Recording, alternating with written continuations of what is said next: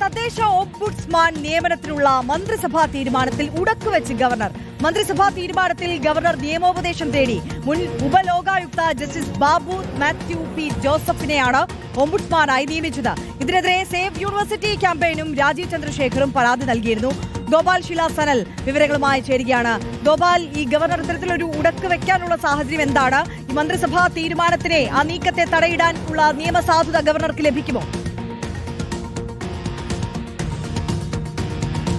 അത്തരത്തിൽ തന്നെയാണ് ഈ ഘട്ടത്തിൽ ലോക്ഭവൻ അനുമാനിക്കുന്നത് ആര്യ. കാരണം ഇക്കഴിഞ്ഞ ജനുവരി 21 നടന്ന മന്ത്രിസഭാ യോഗത്തിലാണ് തദ്ദേശ ഓംബുഡ്സ്മാനായി മുൻ ഉപലോകായുക്തയായിട്ടുള്ള ബാബു മാത്യു പി ജോസഫിനെ മന്ത്രിസഭാ യോഗം ശുപാർശ ചെയ്തത്. ഈ ശുപാർശ സംബന്ധിച്ച വിവരം കൃത്യമായി തന്നെ അറിയിക്കുകയും ചെയ്തു. അതിന് പിന്നാലെ ഈ തീരുമാനത്തിനെതിരെ സേവ് യൂണിവേഴ്സിറ്റി ക്യാമ്പയിൻ ഭാരവാഹിയായിട്ടുള്ള RS ശശികുമാറും അതിനോടൊപ്പം തന്നെ BJP സംസ്ഥാന അധ്യക്ഷൻ രാജീവ് ചന്ദ്രശേഖറും പരാതിയുമായി രംഗത്ത് വന്നു. ലോക്ഭവനിലെത്തി ആണ് രാജീവ് ചന്ദ്രശേഖർ നേരിട്ട് ഗവർണർക്ക് പരാതി നൽകിയത്. ഈ പരാതിയിൽ പ്രധാനമായും പറഞ്ഞിരുന്നത് രണ്ട് കാര്യങ്ങളാണ്. ഒന്ന്, ദുരിതാശ്വാസ നിധിയുമായി ബന്ധപ്പെട്ട കേസിൽ മുഖ്യമന്ത്രിക്ക് ക്ലീൻ ചിറ്റ് നൽകിയ ലോകായുക്ത ബെഞ്ചിൽ ഉൾപ്പെട്ടയാളാണ് ബാബു മാത്യു പി ജോസഫ്. അതുകൊണ്ട് തന്നെ ആ ഒരു നീക്കത്തിലുള്ള പ്രത്യുപകാരമാണ് ഇത്തരത്തിൽ ഒരു പദവി നൽകിയതെന്ന ആരോപണം ഈ രണ്ടു കൂട്ടരും ഉന്നയിച്ചിരുന്നു. അതിനേക്കാൾ ഗൗരവമുള്ള വിഷയം, മുൻപ് ലോകായുക്തയോ ഉപലോകായുക്തയോ ആയി ചുമതലയേറ്റിരുന്ന ആൾ അതിനുശേഷം സർക്കാർ ശമ്പളം പറ്റുന്ന ഒരു പദവിയിലേക്കും എത്താൻ പാടില്ല എന്നാണ്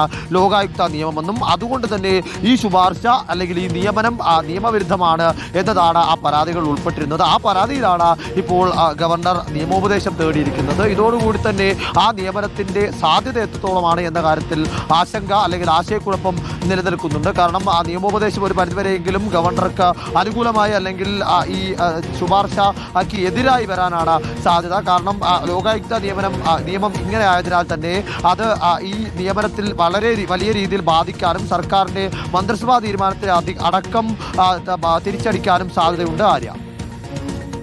ഓക്കെ, ഗോപാൽ ശിലാസനിലാണ് വിശദാംശങ്ങൾ നൽകിയത്.